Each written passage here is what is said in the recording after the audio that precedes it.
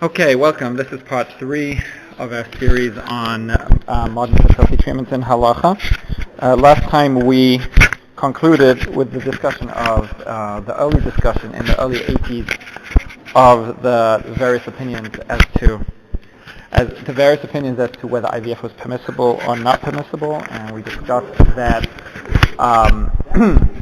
the Tzitz Eliezer Goldenberg authored IVF, and at least in subsequent tshuvas throughout the volumes until he was nifter, it seems from his tshuvas that he continued on that approach.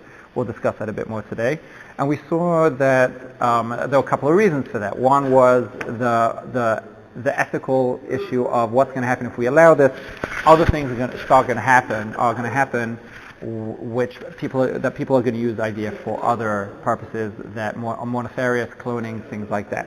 So that was one reason. Second reason he had was if Hashgocho is necessary for IUI, maybe it works for IUI, but for IVF, when the whole apparatus of IVF takes days and is spread over days, how can you possibly mashgiach over that? Therefore, he was very nervous about that. Third thing was he felt it might be Hutzaz Zer Levatala. Why? Because in this case, specifically in IVF over IUI, not everything is going back inside the mother afterwards, right? Only a very small, a tiny percentage, the fetus. You said that one of the reasons is because of the length of time that it takes? He felt that it was more dangerous, more risky to have... Things can go wrong in that time. So what's the time span for IUI? Immediate. Pretty much immediate. Yeah. Right? As opposed to with IVF, everything gets fertilized outside and it grows to a certain degree and then they return it. It's over a process of days. Several days or weeks? Several days, yeah. Okay. So it's a longer process, more prone to issues. So, and there were a couple other reasons in there. And then we saw last time that Rav Ovadia and Rav Nebenzahl both replied to him. Rav Nebenzahl in Asya we saw that he replied to them that these issues are not really issues, etc. But that Tzitz Eliezer continued on that mahalach that he believed it was not okay. Tshuvas V'Hanagos, Rav Sternbuch, in his original tshuva in the 80s, said the same thing, Aser. He quoted the Kilos Yaakov, the disciple, who said, Aser, for all these reasons. Okay? So, at least per the 80s when IVF started, there were a lot of opinions that said it shouldn't be done. It shouldn't be done. Now, I want to go on a tangent today and discuss something else which will bring us back to the same topic. Okay? A very interesting tangent. So, the question is, and what we're going to do with now is doing bris milah for an IVF baby, we'll call it an IVF baby, on Shabbos. That is our topic. So the topic starts with the Gemara Chagiga that we started out with right at the beginning of the first... I don't understand the question. You don't understand the question? Well, let me develop the question, and then hopefully we'll understand it. So this starts out with the Gemara Chagiga. The Gemara Chagiga, if you remember, we started out with Ambati, right? The woman who gets pregnant through the Ambati. So the question the Gemara asked there, and I just brought down the Gemara here again. Shalo es ben Zoma. We'll go through it again. Shalo es ben Zoma. They asked ben Zoma. Besula she'ibra. If you have a virgin who is pregnant, Malu Kohen Gadol, can she marry Kohen Gadol? Mi chashin l'dishmol. Are we going to be afraid that really she's not a Besula? It's just that the person who had relations with her was able to do it in a way that she looks like she's a Besula. The Amar Shmuel, Yachol ani level kama be'ilos b'lodam. Shmuel said, I can have physical relations without causing any blood, so she looks like she's a Basula, but she's not. Or perhaps we're going to say that those capabilities are not common. Okay? So Amaluhu, he said to them, the Shmuel lo shchiach, right, Shmuel being able to do what Shmuel did is not common. The Chayshin and Shem Ambati Ibra. And we assume that maybe she got pregnant a different way, through the Ambati. Okay, so what's the question? So we discussed last time the whole question of we developed this. Is this something that, this concept of Ambati Ibra, is this an issue for the Kohen Gadol? That's what seems to be the question. Rabbeinu Hananel has a whole different take on this Gemara, and this is going to be very relevant. So let's look at the Rabbeinu Hananel number 2 here. So Rabbeinu Hananel says the following. Perush, Isha Hara, a pregnant woman, Shenivdika, that she was checked, V'nimtza Basula, and she is a Basula. Mi Arminon, do we say, Mi Bianisabra, Kishmuel, that she actually had physical relations and she's not a Basula, V'harini Koreba Isha Ki Tazriya, and therefore I can say that she fulfills the pasuk of Isha Ki Tazriya, V'yalda Zachar, V'tama Shivas Yamim, that she is essentially a woman who got pregnant in a normal, regular way, and therefore chayeves korban leida. She's tamei tumas leida, and she has to bring the korban leida. She's a regular woman who got pregnant.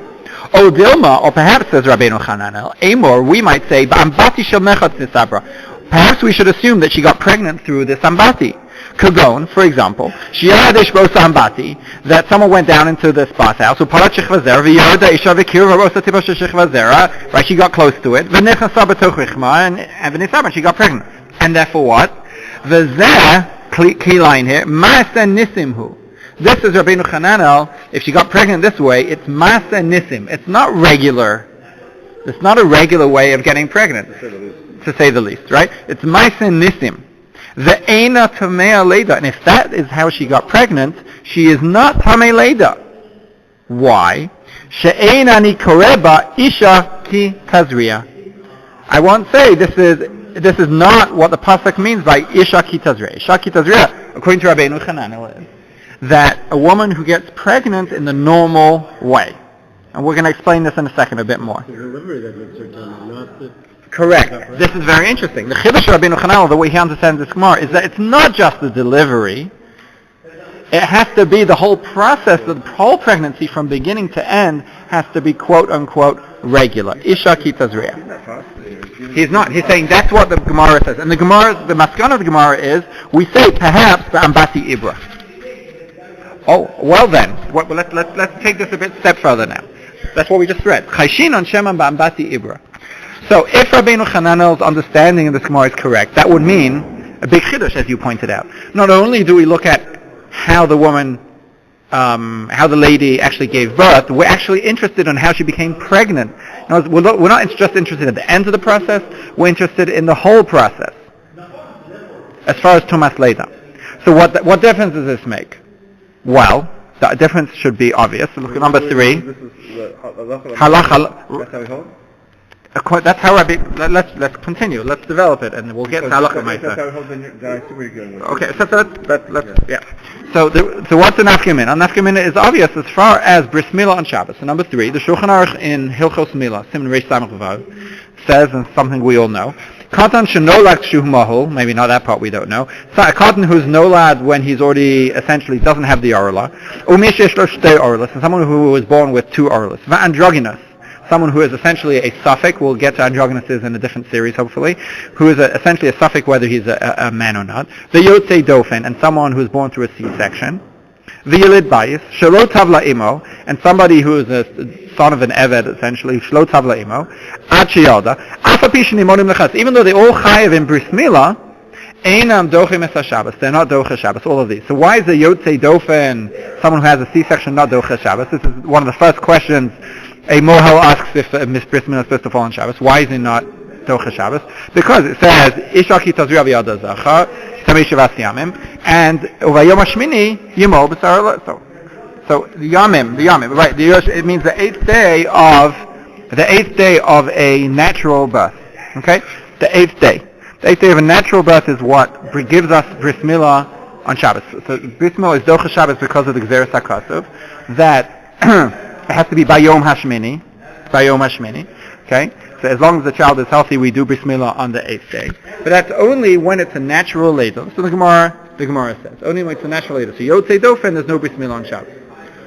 Now, according to Rabbeinu Hananel, so in other words, there's no Tumas Leida because for Yotzei Dofen, it's not a regular birth. There's no Bris Milah on Shabbos then. It's not a regular birth. According to Rabbeinu Hananel, who said that not only is a Yotzei Dofen not Tumas Leida, but also somebody who is born through this Maaseh Nisim, it would imply then that there's it's not a natural birth, it's not Tumas Leida, therefore there's no Bris Milah that's Doche Shabbos. It's not considered a Leida. We're using the word birth, but we're talking about conception. Correct, 100%. In other words, we're looking at the whole process according to Rabbeinu Hananel, not only at the birth, but even at the initial pregnancy. How did the pregnancy come around? Is it Isha Ki Tazria? Is it a regular way? Right, Isha Ki Tazria, V'yalda Zachar. It's 2 pieces. She gets pregnant, and then V'yalda Zachar. So we need the Isha Ki Tazria to also be a regular Tazria. Not just the Yolda Zachar, not just the Leda to be regular, but the Isha Kitazriya to be regular. That's what Rabbeinu Chananel seems to say. If that's the case, since according to Rabbeinu Chananel, if she gave birth to an Ambati, if she got pregnant through an Ambati, there's no Trumas Leda. There would also not be a Bris Milah that would be Doche Shabbos. We see where we're going with this. How do we now perceive IUI and IVF? Is this considered a regular Isha Kitazriya? Or is it not? According to Rabbeinu Chananel, obviously. This is all according to Rabbeinu Chananel. The other Rishonim see to say totally different. We saw Rashi says that, Rabbeinu Chananel is the contemporary of Rashi, essentially, maybe slightly earlier. And according to his track, which is different from the other Rishonim, the nafkamin is such a woman tamei tumas later. Therefore, is the bris milah doche Shabbos. That's our extrapolation from that. So, according to Rabbeinu Chananel, someone who's born through IVF, would that bris milah be doche Shabbos? No. So, l'chora, the answer is clearly no. If the Ambati no, then this no. Okay. So let's look at Rabbi Chanan Wasserman has a piece on this. And again, let's just remind ourselves when Rabbi Chanan Wasserman lived. Rabbi Chanan Wasserman lived at in the beginning of the 20th century. He was killed, Hashem Yikam Domo, in the Holocaust. So he's in the time of IUI. Okay?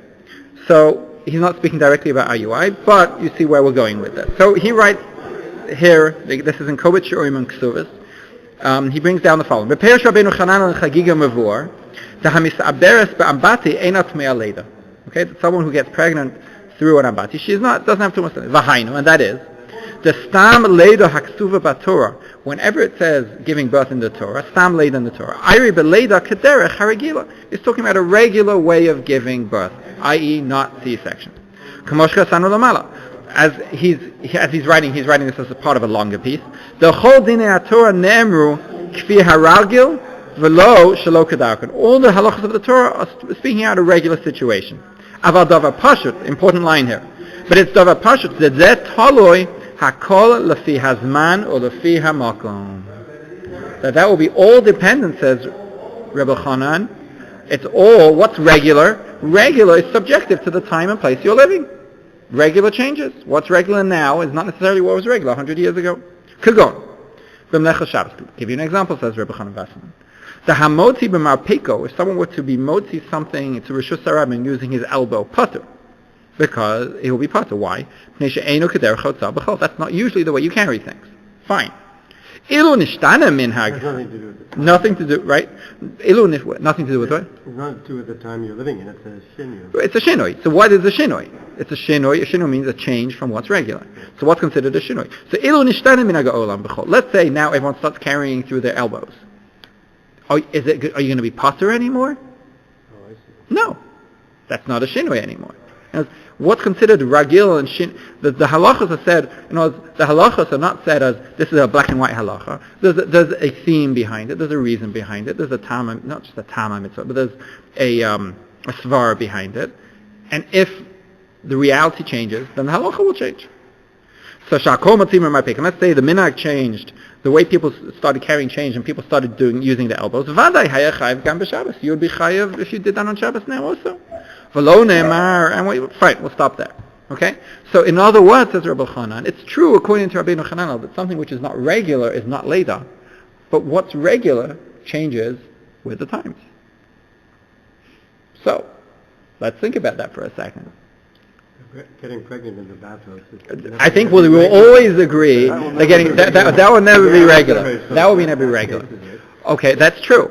But what do you think now about IUI and IVF? It's become much more common. It's become much more common, you would think, right? Still not majority, but it's... It's still considered irregular, and you can say it's Isha Kitazriya already at that point. Right? He must have been speaking only context of the IUI. He doesn't actually go into this, but he's just explaining, and that's what he was intending, but he's just explaining that this whole halacha of Rabbeinu Chananel is totally subjective to the time and place. Whatever's regular. Just like, and he goes on and explains a couple of other halachas also. In the same vein. So if that's the case, when we get to IUI and IVF, lichora, one could taina, we can explain that is considered irregular already. So if we look at that, what's really interesting is if you look at the progression of halachos, of tshuvos, in this regard, it's really, you see the the advance in technology. So, for example, Rav Elyashiv was asked several times whether a IVF baby, the meal of an IVF baby, is docha Shabbos or not. Okay, so it's brought down in one place, which I found, where he says absolutely not. IUI, IVF, not. Neither of them are docha Shabbos. For the reason Because of Rabbeinu Chananel. You have to be choshesh Rabbeinu Chananel on Shabbos. Okay, so you do meal on Sunday. So, however, I found in another place, another article, that, not in a sefer, in an article, that Rav Gidon Weitzman, who is from a Champua, right, he was in Merkaz? No? Beitel. So I know of him, I don't know him personally. So he asked Rav Elyashiv, because Bechampua deals obviously with these things. He asked Rav Elyashiv, and Rav Elyashiv supposedly said to him, if it's an IUI baby, the meal is docha Shabbos. If it's an IVF baby, the meal is not docha Shabbos. So you have to understand what's the chiluk. What's the chiluk? IUI is common enough that it's... So there's two ways of understanding what in the second tshuva, and then we have to ask why in the first tshuva did he say none of them? What changed? So there's a couple of ways of understanding what Rav Elyashiv was saying. He didn't explain. One way of understanding it... It's not available? What? To read the tshuva. It's not. He asked verbally. He asked him verbally. Well, you don't ask him verbally. He asked him verbally. Yeah. He wrote an article on this, and he himself wasn't sure exactly what Rav Elyashiv meant. Rav Moshe doesn't have anything on it? I don't think so. So Gidon wrote about his... Rav Moshe was nifta in 86. So you're talking about just at the beginning of IVF. Yeah. So Gidon wrote about his conversation with Rav Elyashiv. So why was Rav Elyashiv mechalik between IUI, artificial insemination, and IVF? What's the chiluk? So there are a couple of ways of understanding this. One way of understanding is that IUI, remember, the fertilization takes place inside. It's a regular fertilization. So you could say that it's considered more Isha Ki Tazriya, because everything's, for her, as far as she's concerned, everything's regular. Right? It's just the husband's semen is taken out and put it back in. But not for her, from her perspective, it's Isha Ki Tazriya, as opposed to IVF, which is more detached. So maybe that's the chiluk. Okay, that's one possibility of understanding why Rav Elyashiv said a difference. Another possibility, perhaps, is saying that when Rav Elyashiv was asked this question, he felt that IUI was much more of a mainstream technology at that point. Is it? I'm not sure exactly what year he was asked. There was much more mainstream. Remember, IUI has been around for over 100 years. What's more common? Of the... You're asking which one is done more? Of the medically assisted... IUI is always, unless there's a good reason, IUI is always the first step. Okay. It depends what the issue is, male infertility, female, it depends what the issue is exactly, obviously. But if it's just regular, we're not getting pregnant, IUI is the first step. Okay? So again, it could be the second svara would be, the IUI was considered, Rav Elyashiv felt it was more mainstream, whereas IVF was not ragil. If that's the case, that might be something that changes. Rav Elyashiv was obviously Zatal Zolimim Nifter, but that might be something that his psak might change. We don't know. I'll give you an example of someone whose psak did change. So Rosh Sternbuch, we just mentioned at the beginning, we discussed it last time. Rosh Sternbuch was against IVF in the early 80s. He writes the disciple asked IVF. He said he was against it. If you look in one of his latest tshuvas in Chelik Vav, Rosh Sternbuch in Chelik Vav, Chelik Vav, Siman, I have it here, Siman Rish Mem Aleph, I think. He writes there that now he changes psak. Now it's perfectly mutter, it's pruvu, it's everything. Changes psak. He's openly saying that he's changing his... Yeah, he says he changed it. Psak. He said, I don't know what point exactly he changed it, but he changed it. Why? Because it is ragil now. It's a davar ragil. It's considered now pruvu. It's all the things that he said before were an issue because it's now mainstream. It's not now. We still have to deal with hashgocho and things like that, admittedly. But it's, at least intrinsically, it's considered davar ragil, and therefore he writes now that you can be Mechal Shabbos to do bris milah for IVF baby. Because now it is ragil. So even if you're going to follow Rabbeinu Chananel, as Rabbi Chanan Wasserman is assuming, that is because that's something which is never ragil. We can all agree. But something that becomes ragil, that's Isha Ki Tazriya already, and therefore you can do milah on Shabbos. So Rav Asher Weiss says you can do milah on Shabbos. Yes. Zilberstein says you can do milah on Shabbos. Okay, but there were others who said not. So Rav Elyashiv, we saw there were different psakim. It's possible that the earlier psak of Rav Elyashiv was just earlier. That he felt it wasn't mainstream yet. I don't know. I don't know when he said what. Unfortunately, with a lot of these things, we're going to get to this in a second, you don't always know when something was said. But you see a progression with Rav Sternbuch. You see a progression with Rav Elyashiv. I don't know what Rav Elyashiv would say now, obviously. Okay? The Nishmas Avram, for example, quotes Rav Elyashiv and Rav Shlomo Zalman, who said you don't do meal on Shabbos. Who said that? Nishmas Avram. Professor Avram. Who's that? Nishmas Avram is a famous sefer on a medical halacha. What's his name? Avram? Wow, okay. So he writes that you don't do bris milah on Shabbos for an IVF baby. He's quoting Rosh Shlomo Zalman, if I'm not mistaken, Rabbi Yashiv also. Okay, but the mainstream, I actually just asked a mohel this a few days ago. I asked a well-known mohel actually in Baltimore. I asked him do bris milah on Shabbos. He said he was taught the psakim of Yasila the mohel, who supposedly got his psakim from Rosh Shlomo Zalman, and he wrote Otzar HaBris, the compendium on Hilchos Milah. He says you do perform milah for an IVF baby on Shabbos. Doesn't that contradict what you just said? So that's exactly my point. When was each psak given? I don't know. There's a lot of seemingly contradictory psakim, but they're not necessarily contradictory. Shlomo Zalman is way before. Rosh Shlomo Zalman was nifter in 96. 96? 95, 96, I don't remember exactly, right? Something that time. So this is the problem, and this is what I just want to focus on for a second. One of the big problems with learning halacha from tshuvos, especially when it comes to medicine and technology, very often they change, because the metzias changes. If you look at the first tshuva of Sternbuch, you go, okay, now IVF Sasser. But that was given, it doesn't have a date on it, but it's given probably in the early 80s. Okay, but now he changed it because the metzias has changed. Technology has changed. It's advanced. It's totally different. Now something has become mainstream. The halacha changes. Rav Elyashiv, we saw that he issued different psakim. Again, I don't know the ins and outs, but you don't know exactly what was asked, and you don't know exactly when it was said. It's very, you have to be very careful with these things. I was reading, just very quickly, the Hagdama of the Tshuvos of Rabbi Kiva Eger, just before I left. And Rabbi Kiva Eger, in the Hagdama to the Tshuvos, he actually did not, he writes there, it's actually his son, Rosh Shlomo Eger, who's writing the Hagdama. And he writes that his father didn't really want to publish the Tshuvos. And essentially, he and another son persuaded Rabbi Kiva Eger and they compiled all the Tshuvos together and published it. There was a son who compiled it. And and at a certain point, Rosh Shlomo Eger asked his father, there's a part in the Tshuvos called Psakim.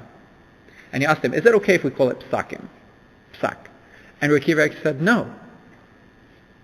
He said, I don't want people to read my Tshuvos and think it's a Psak. Because people read it and think it's a Psak, they're not going to bother going into it, investigating it, and clarifying for themselves whether this is a correct psak or a not correct psak. And he writes, there are people who just read tshuva books, and essentially he writes this, who just read tshuva books and they don't investigate themselves. Oh, so-and-so said, I'm done. They don't learn up the sugya themselves. But it might not be a final psak. Maybe you find something that's different. See, he didn't want to call it psakim. It's my thoughts. It's my svaras. It's my learning. He didn't want to call it psakim because he didn't want people to take the tshuvas and then just be somach on it without investigating any further. So this is one of you see here that these tshuvas have changed. It's an intrinsic problem with learning halachas from tshuvas, especially when it comes to technology and medicine. Just the fact that there was some advancement in technology and more people were doing it, why would that change the... Because, okay, so take the example here. This is where it's very clear.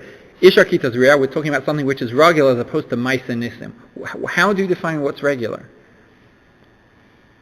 Statistics? So, 40 years ago, how many kids were 40 years ago? Let's say 40 years ago. How many babies were born out of regular physical relations through fertility treatments? Negligible. But if there's halachic reasons why you wouldn't want that procedure to be done, just because more people are doing it doesn't make it right. That's true. So 100%. So the argument. No, 100%. No, 100%. So at least we can see where that is applicable to this bris milah thing. Correct? as far as Rabbeinu Chanal and Bris Milah. Isha Kitazriya, what's considered regular Kitazriya? We can see how that would change this halacha. What you're asking is, how does that change the permissibility of IVF in the first place? Unless the reason was because it's not safe yet, but Right. But if there was a really halachic reason, So everyone's doing it. So as far as the Hashgocho, nothing has changed. We're going to get to the Hashgocho in a second. As far as Hashgocho, you still need Hashgocho. That's one of the concerns, right? So that hasn't changed. As far as the one big thing that has changed is, are you Mekayim Pruvu or not? Is this considered again? We spoke about this. Is this considered the regular way of having children? This is what we discussed in the first time. Is it considered that you Mekayim the mitzvah Pruvu? So if you're Mekayim the mitzvah Pruvu, then you're doing things for a mitzvah. Then there's no hotzas there levatala. And you can understand why we're doing it for a mitzvah. Certain things might be permissible. If it's not pruvu and we're just quote unquote wasting our time, you can see why certain things might not be permissible. So this changes the whole equation of, is this considered regular pruvu or not? Yeah, because you only know if it's successful, then it was. Well, obviously, obviously, but is this a ma'aser approval? Obviously, you don't know what will be successful in the end. Okay, so so that brings us again round to the fact that nowadays almost all poskim, pretty much all poskim, say IVF is permissible because it's become ragil. This is the regular way approved already. As I mentioned, it's over 4% of babies in Israel are born through assisted reproductive technology at this point, which is a huge number. It's quoted, and I read this somewhere, that the Tzitz Eliezer, who we discussed last time, was the most vocal halachic opposition to IVF in his tshuvos. Supposedly, Reb Bornstein from Machon Pua in his last years approached him and explained to him all the hashgacha they were doing now in Shari Tzedek and places like that. And he said, you know what, I should revisit my psak if that's the case. But he didn't put that right. I don't think he put it in writing. I've looked in his tshuvos and I have not seen it. Unless there's something I missed. Today, but for sure. It's considered like the best place for religious people to do it. For sure, because they went on the derech of Rav Eliashiv, which we'll discuss in a second in terms of hashgacha and things like that. But supposedly, again, I don't think it's written down anywhere. Supposedly, the Tzitz Eliezer in his last days relented because he heard that the hashgacha had reached such a point that it wasn't, his biggest concerns were not concerns anymore, which is very interesting. I don't know if it's written down anywhere. I haven't seen it in his tshuvos. Okay, so moving swiftly on, let's speak then about hashgacha. So, I don't have the sheet here. So we've got from the beginning, the first tshuvos about IVF, actually IUI, the Marasham, tshuvos of the Marasham. I'm trying to remember who else we had, the Divrei Malkiel. They all spoke about hashgacha. You have to be careful. You have to make sure that there's no foul play. That's what we're going to call that intent for foul play, and whether that there's no mistakes, which do happen, that there's no mistakes in laboratories doing assisted reproductive technology. So what type of hashgacha do we actually need for such a thing? So we have, what is the nafkamina? What difference does it make whether it's your child or not your child? That's the first question we have to ask. Because we know that as far as eidos, as far as testimony, as far as proof, there are different levels of proof necessary for different parts in halacha.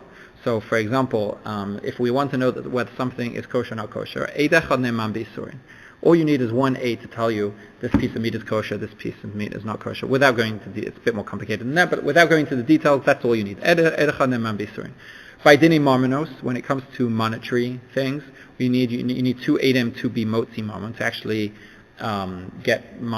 extract money from somebody else.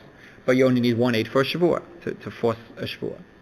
By arayos, when we're dealing with things that have that are relevant to family status or status of an individual, in terms of arayos, how many edim do we need? Two. As the Gemara says, and this is just in 1,000 places all over Shas, ein davar shebe'erva pachas mishnayim. You would need, for davar shebe'erva, you always need two edim in a wedding, two edim in a get, etc., etc., etc. Which one of these do you think is most comparable to what we're dealing with IVF and IUI? So most people would say, correctly, that it would appear that this is a davar shebe'erva. This affects your personal status, right? Can you marry X, Y, and Z in the end? Are you the son of Shloimeh? or you're the son of Bob. Okay? It makes a very big difference whose child you are. It's enough as far as Dava Sheba'erva. If that's the case, what sort of testimony or what sort of proof should we need to make sure that the IVF cycle has been fulfilled, has been completed correctly and accurately with the right sperm and the right egg? How do we know it's the right one? So l'chora you would need 2 eidim, like any Dava Sheba'erva. So is that the case? Do we really need 2 mashgichim essentially? 2 mashgichim. Eidim for what? Eidim for what? So what are we talking about? So eidim. Let's be realistic. There are certain things they just can't see. I mean, what? Eidim for what? So we're talking about eidim for any of the processes that involve the processes that actually involve the sperm and the egg, actually the fertilization, putting them in a petri dish. Anything that involves moving them around, and anything that involves really the placement of the fetus the embryo, back in the mother. So if you're going to be technical about eidim, it can't be a woman. Oh, true. And it can't be a goy. So I'm sure there are women and goys. Okay, so this is the question: should we not need 2 eidim? And if not, why not? Now, I know the practice is not, but that's what we're trying to explore. Why is that? There was a mashgiach. Correct. In IVF. She didn't say there was 2. Correct. So we know. My wife was a nurse in the IVF department. So we know that it's not done. It's not done that you have 2 mashgichim or 2 eidim. There's only 1. The question is why? If it's Dava Sheba'erva, why would you not need 2? So that's what we're going to explore here for a few minutes. So there's a couple of different reasons proposed by the poskim why you only need 1 and not 2. Because like we said, logically, this is something that affects a personal status and require 2. So the first one is, and again I'm putting together some makoros from different shuras. The first one proposed, the Rosh Sternbuch brings this down, is that in essence this is not really something that requires 2 eidim. So there are halachos that are applicable to Dava Sheba'erva where you don't need 2 eidim. And those are called halachos which involve Gilui Milsa. What's Gilui Milsa?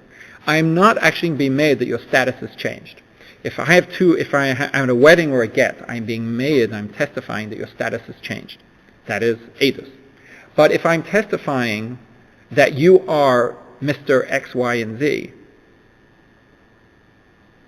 it's not that I'm giving testimony, it's what's called Gilui Milsa. It is, I'm just clarifying for the Beis Din that this is who you are. What's the difference? So the Tashbeit here defines, Tashbeit was a late Rishon, defines what's the difference between something that requires edus, actual testimony, and something which is just a Gilui Milsa. I'm just clarifying something. What does that mean? So he writes it, Gilui Milsa. A Gilui Milsa, that means something which is a clarification. Hu behefech mizeh. It's the opposite of edus. Sha'adava karav lanu liyos noda. It's something that we really almost for sure know is okay. We almost for sure know that John Smith is John Smith. Kmo shu meizeh. Elu shu mechusav and elam k'tzaf. We're not 100% sure. We're pretty sure we can figure it out, but we just want you to clarify it for us. And once you've clarified for us, then we're 100%. We're 95% sure. Okay, it's not something that we need you to actually testify that without you we wouldn't know. It's something that we're almost for sure, but not 100%, and you're just clarifying it. So once you've told us, we're 100% sure. It's like we were right before. We were always right. We just wanted you to just confirm it. Exactly. So that's the Giloi Milsa. So says Rosh Sternbuch, and again many other poskim. This is exactly what this is. If you think about it, with all the medical safeguards, and most clinical laboratories have a lot of safeguards in them. We mentioned last time or 2 times ago, we mentioned a lot of the mistakes that have happened, especially in the early days of IVF, mistakes or intentional mistakes, as the case may be. So these things definitely happen. But after that, every clinic has a ton of safeguards, because of that, has a ton of safeguards in place. So therefore, writes Rosh Sternbuch, you don't need edus anymore. We're almost 99% sure that everything's okay. This is just a Gilui Milsa. We're just confirming it. If we're just confirming it, we don't need 2 eidim anymore. We just need Eid Echad. It's like Eid Echad Ne'eman B'Surin at that point. We just need 1 aid. It's not Davash Be'erva anymore because the chances are it's absolutely okay. Furthermore, he writes, nowadays with paternity tests, we can confirm it 100%. We don't even need you. If we have any chashash, we just do a paternity test. And we know, DNA. So therefore, what you are coming here, what you, Mr. or Miss Mashgicha, are coming in here to tell us is just to clarify, just to confirm for us. It's an extra safeguard. But it's not really intrinsically a Davash Be'erva that we need to aid him for. So that's one thing that he mentions. Another possibility, why do you not need to aid him here? So the Gemara that says, number 3 here, the Gemara in Kiddushin, Daf Ayin Gimel Amabei says, Tanu Rabbanan, Ne'emenes Chaya, a midwife, is believed, Lomar Ze Kohen, V'ze Levi, Ze Nesin, V'ze Mamzer. A midwife is given one midwife, usually you only have one midwife. The midwife is Ne'eman to clarify that this is a Mamzer, and this is a Nesin, and this one was a Kohen, and Levi. In other words, she is Ne'eman to say whose baby it is. What's a Nesin? And a sin is from the times of the Givonim, whatever. Okay? So she is Ne'eman. She's one person. Why is she Ne'eman? Davash Be'erva. I mean, this is, if he's a mamzer, this makes huge ramifications, huge nafkaminos. So it's a good question. Why is she Ne'eman? So the Rishonim have different explanations of why she is Ne'eman. One possibility is that giving birth is a place where you can only have one midwife. So the Torah gave her ne'emanos because she is the person there. I mean, that's the Metzius. Another possibility is that because this baby is newly born, he doesn't yet have a status. It's not like you're changing, as we mentioned before, you're changing his status. You're giving him a new status, therefore she's ne'eman. Once he has a status to change it, you will need to aid him. Whichever way you look at it, you can say that just like the midwife is ne'eman, the hospital is ne'eman to say, we got it right. What's the difference? So one person, all you need is one person, just like the midwife. Okay? So that's the second possibility. A third interesting possibility as to why you only need one aid and not two aidim, one mashgiach or mashgicha as opposed to two, is the following very interesting halacha. The Torah tells us in Parshas Ki Tzetzei that a father can be makir, kiyakir. A father can literally recognize his son. He can say, he's talking about the Bechorah there, right? He says, this one's the Bechorah, this one's not the Bechorah, he wants to give preference one over the other, one son over the other. Kiyakir. So there's a halacha that a father has a certain right of recognition of the child and say, this is my child, this child is good, this not good, but this child is okay or not okay. That's kiyakir. So maybe without going into this inside, for the sake of time, there's a halacha. What happens if someone says that a woman, Eshes Kohen, unfortunately says she was raped. She was raped. Okay, so an Eshes Kohen who was raped,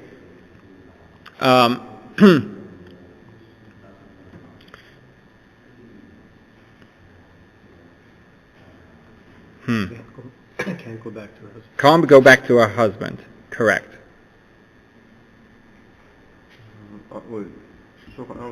No, I know. I'm trying to remember exactly what the Sif in Shulchan Aruch is.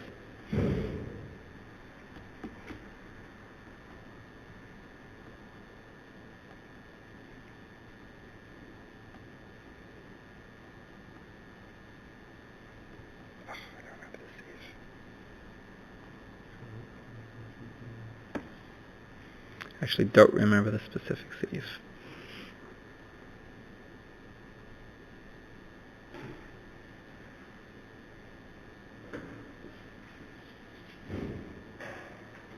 We should look it up. Oh, so an Eshes Kohen who says, so she was the one who said she was Nensa, she is not believed. No Edom, no anything. She says she knows. Why? Because maybe she wants to get away from her husband. Maybe she's just saying because she doesn't want to be with her husband anymore.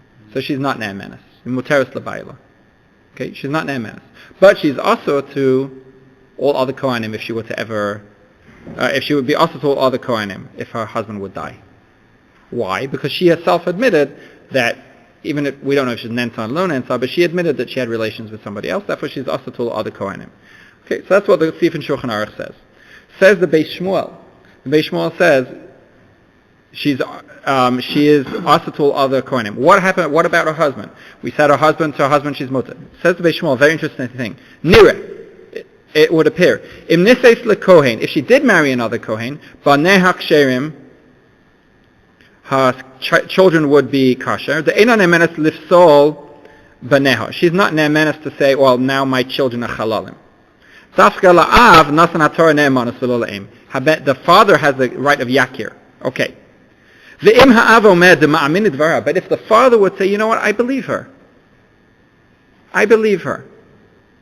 He does have the right to make his sons halalim. What